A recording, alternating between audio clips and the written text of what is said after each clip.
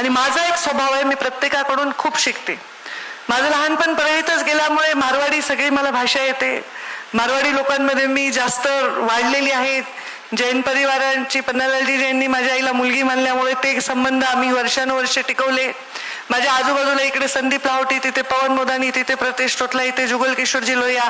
त्यामुळे सगळं मला थाको माको सगळं कळतं.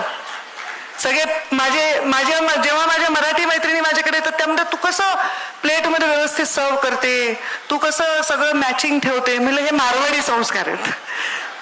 कारण म्हणजे सगळं कसं व्यवस्थित सर्व करणं, नीटनेटकं करणं, हे सगळे मारवाडी मॅचिंग. आम्हाला काय आधी लहानपणी कळायचं नाही, पण मारवाडी लग्नात बघायचं सगळं व्यवस्थित असायचं, मॅचिंग असायचं. जेवण खाणं, गरम गरम खाऊ घाला, हे कोणत्याही कल्चरमध्ये जेव्हा आपण जातो ते आपण त्यांच्याकडून शिकत असतो.